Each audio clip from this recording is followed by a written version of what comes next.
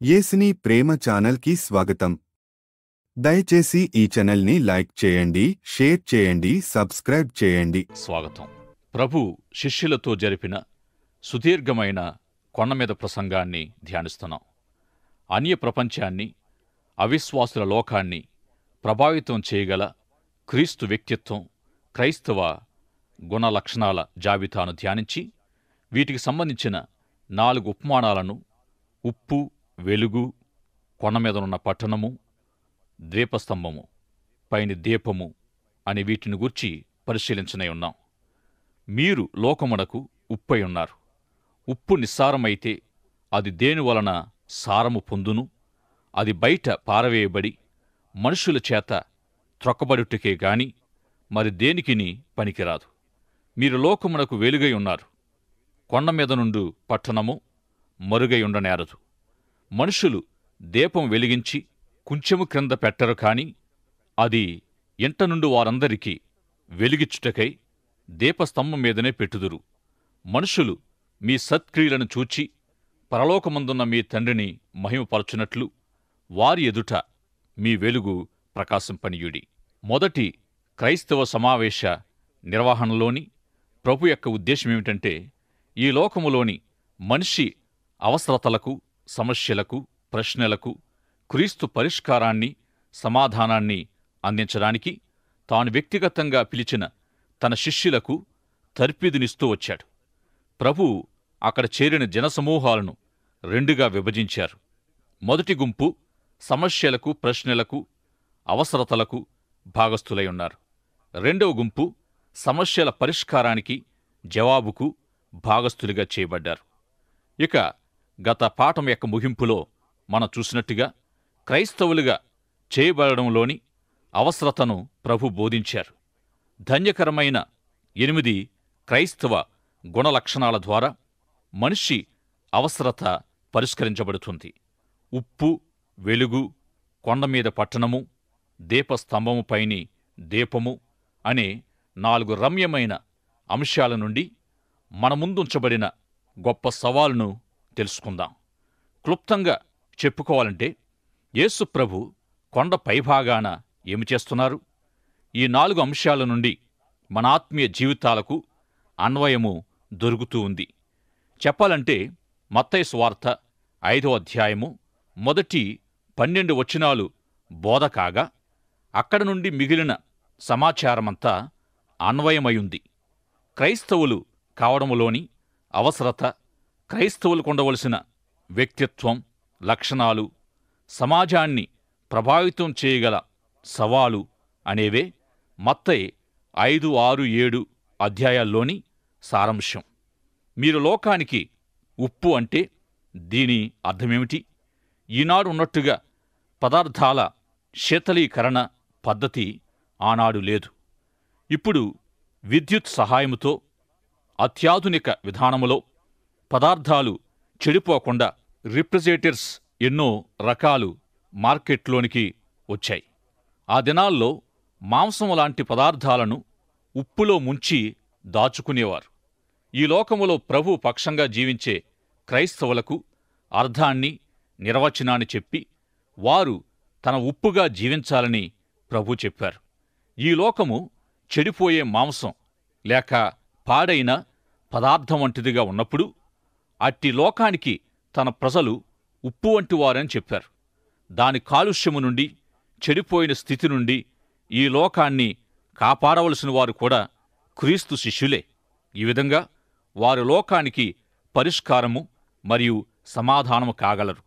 అప్పుడే క్రైస్తవ వ్యక్తిత్వం అన్య ప్రపంచాన్ని ప్రభావితం చేయగలుగుతుంది.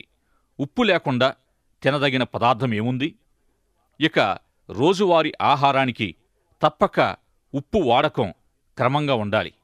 చివరికి ఎద్దులు, ఆవుల్లాంటి పశువులకు కూడా వాటి ఆహారములో ఉప్పు ఉన్నప్పుడే ఆసక్తితో నాకుతాయి.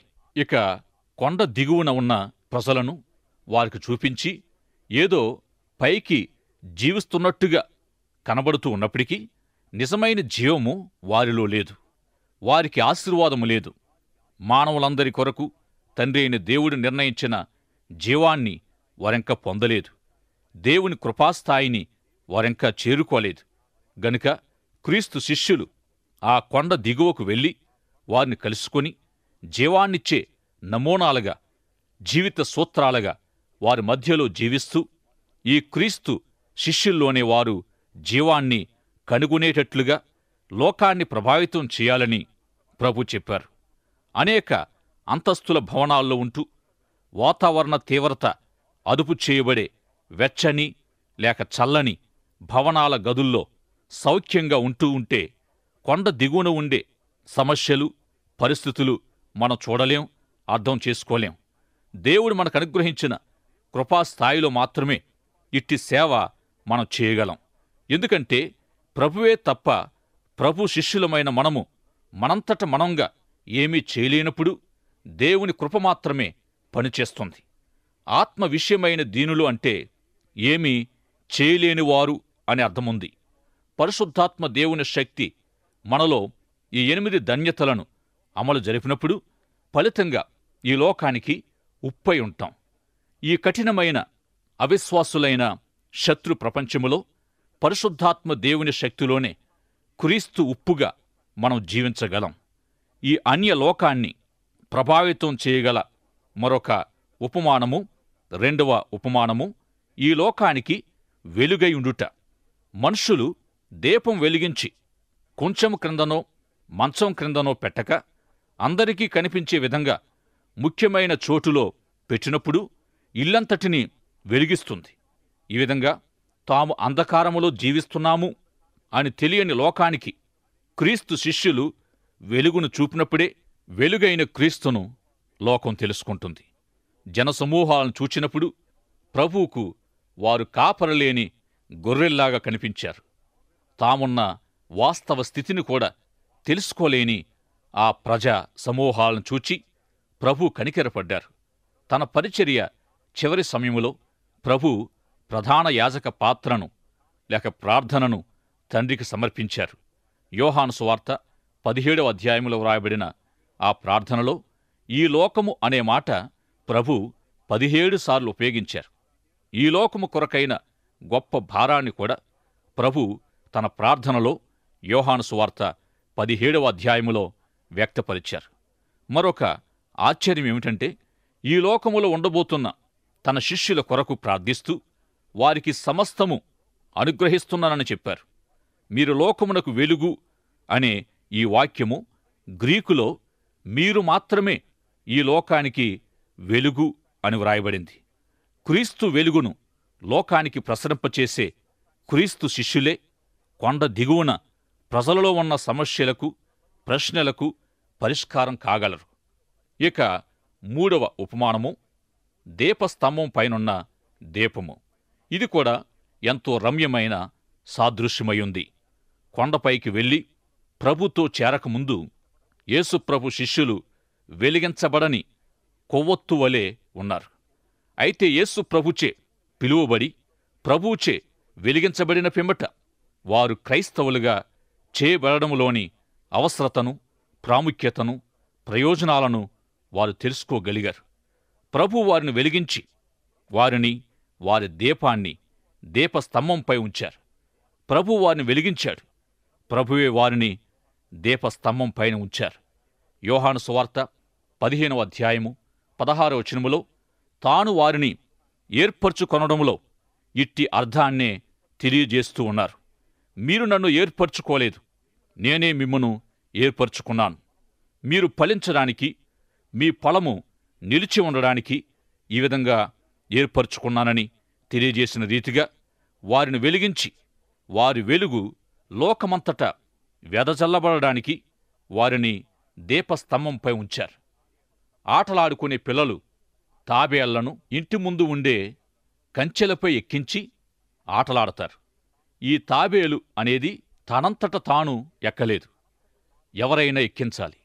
అలాగే ప్రభు శిష్యుడు నిస్సహాయమైన ఓ తాబేలు లాంటివాడు కాగా ప్రభువే అతనిని పైకెక్కించి దీపస్తంభంపై నిలువబెడతాడు.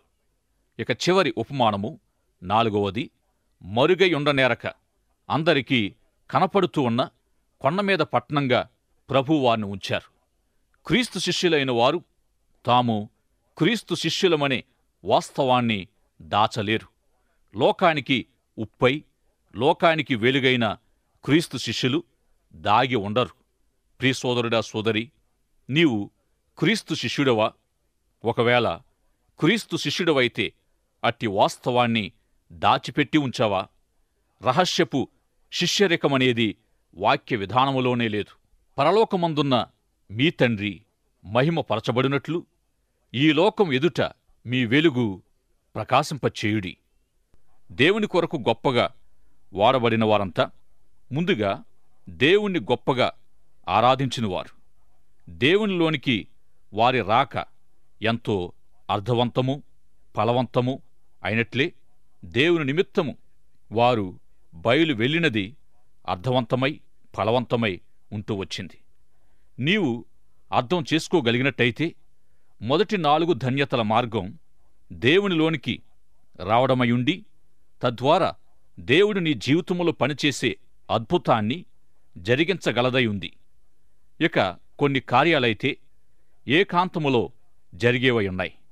ఉదాహరణకు సంగీతాన్ని అభ్యసిస్తూ సంగీత వాయిద్యాలను వాయించడములో నైపుణ్యము సంపాదించవలసిన వారు 10 గంటల పాటు నిర్విరామంగా కృషి చెయ్యాలి. కాని క్రైస్తవ శిష్యత్వ జీవితము ఎంతకీ ప్రార్థనా గదిలోనే ఉండడం కాదు. కొండ దిగువనే క్రైస్తవ వ్యక్తిత్వం అభివృద్ధి చెందుతుంది. మానవ ప్రవాహములోనే శిష్యరేఖపు జీవితం వెళ్ళవలసి ఉంది. మొదటి 4 ధన్యతల సారమిదే. మొదటిగా మనము దీనులు కావాలి.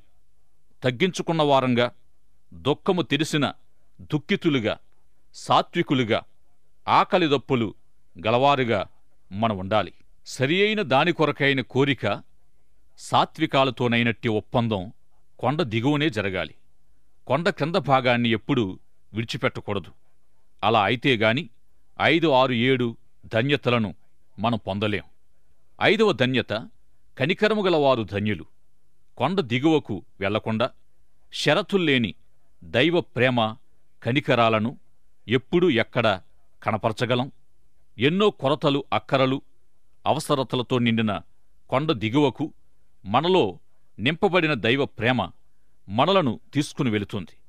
ఈ విధంగా ఆయా సమస్యలకు సంబంధించి ఉన్న ప్రజల దగ్గరకు వెళ్లిన వారిని ఈ లోకము హింసిస్తుంది. తాను పొందే హింస లేక శ్రమ ద్వారా క్రీస్తు శిష్యుడు రుజువు చేయబడతాడు. 5వ ధన్యత నుండైనా మిగిలిన ధన్యతలు బయలువెళ్లే అనుభవానికి చెందుతాయి. ఆత్మలో దీనులైన వారు తాము దీనులమని తెలుసుకున్న కారణంగా దుఃఖపడతారు.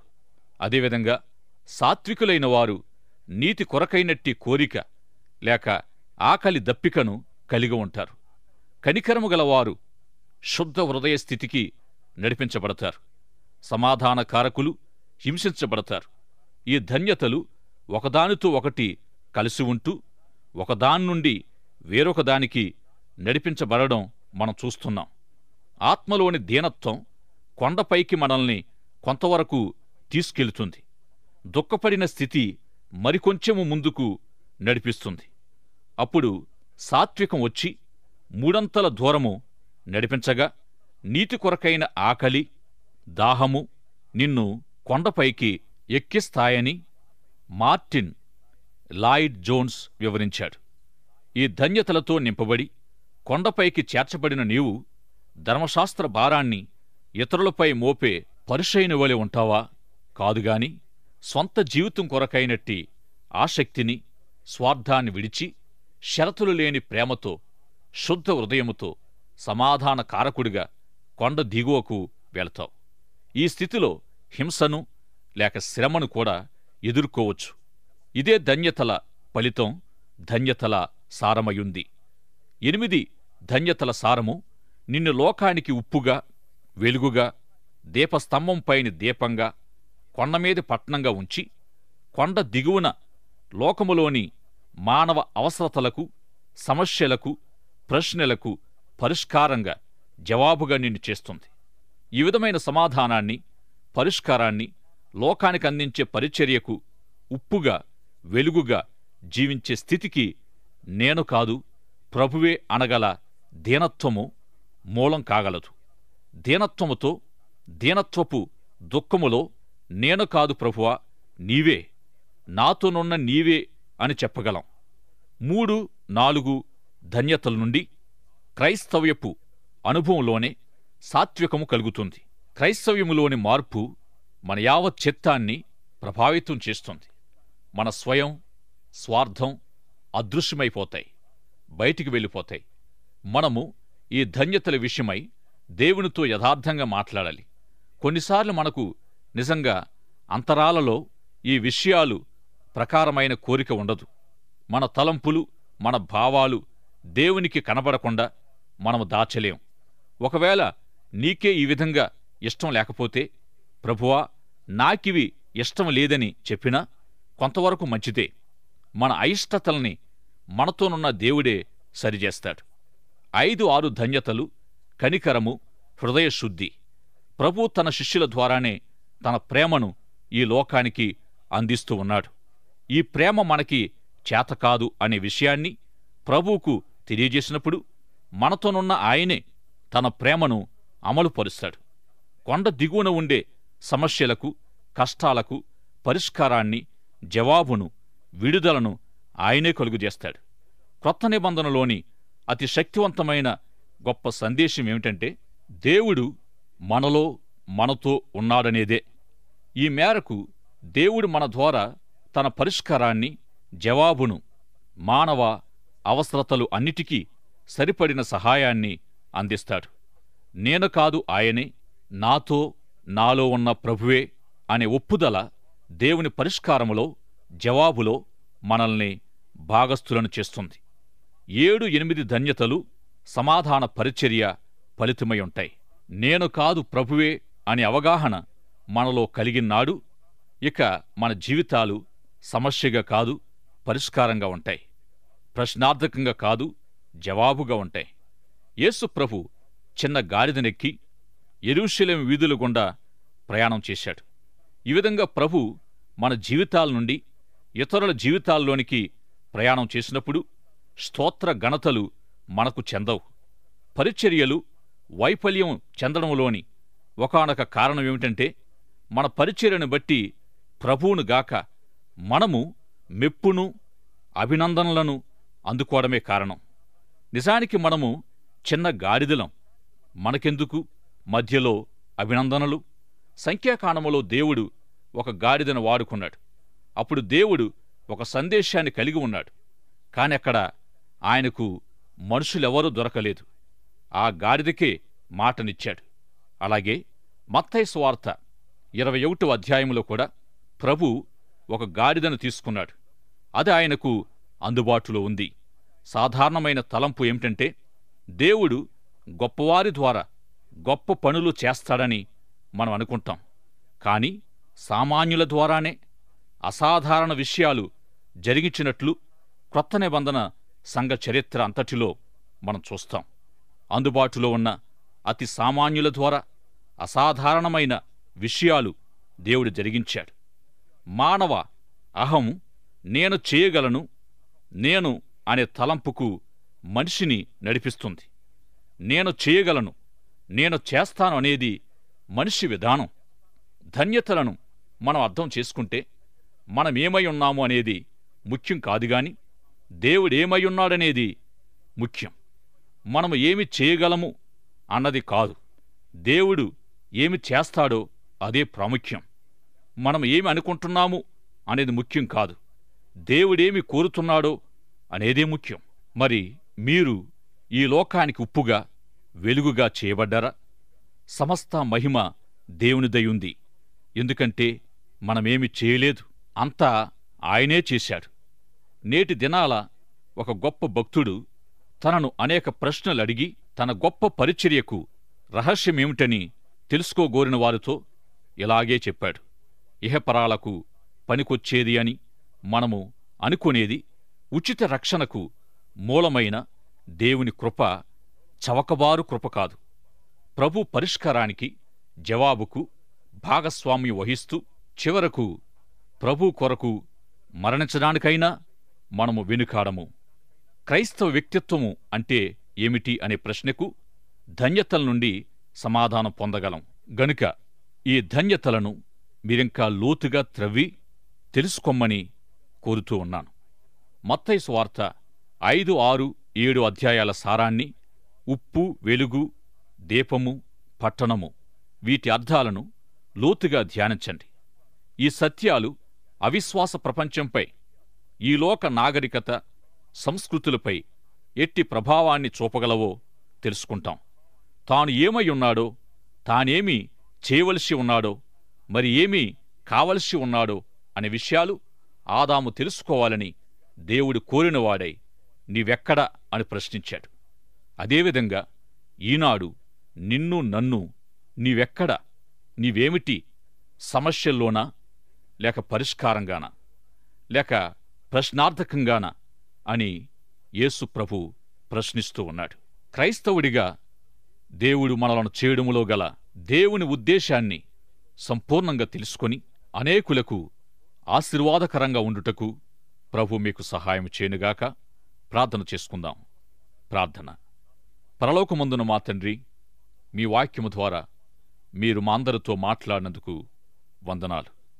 మా శ్రోతలను మీరు క్రైస్తవులుగా చేయడములోని మీ ముఖ్యోద్దేశాన్ని, మీ శిష్యులుగా మీరు ఏర్పాటు చేసుకోవడములోని మీ చిత్తాన్ని ప్రతి ఒక్కరూ బాగుగా ఎరిగి ఈ అన్య లోకాన్ని మీ వాక్యముతో ప్రభావితం చేసేవారిగా చేయమని యేసు నామములో ప్రార్థిస్తున్నాము పరమ తండ్రి.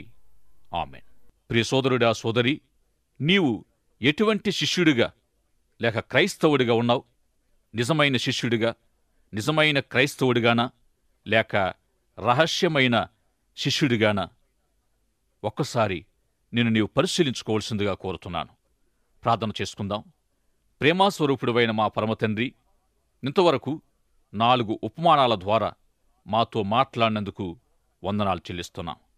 మేము ఈ లోకానికి మీ ప్రియకుమారుడైన యేసుక్రీస్తును చూపించగలిగే కృప దయచేయమని, మా ఆత్మీయ జీవితాలు ఉప్పుగాను, వెలుగుగాను, దీపస్తంభముగా, కొండమీద పట్టణంగా ఉండడానికి, నిజమైన మీ శిష్యులముగా మేము జీవించడానికి, మిమ్మల్ని ప్రకటించడానికి, ఈ అన్య లోకాన్ని బ్రతికించడానికి, ఈ లోకానికి మీ పరిష్కారములో భాగస్థులుగా ఉండడానికి సహాయము చేయమని, అనేకులు మిమ్ములను మహిమపరచునట్లు అనేకుల ఎదుట మీ వెలుగును మేము ప్రకాశింపచేయుటకు మాకు మీ కృపను దయచేయమని యేసుక్రీస్తు వారి అతి ఉన్నతమైన శ్రేష్టమైన నామములో ప్రార్థిస్తున్నాము పరమ తండ్రి.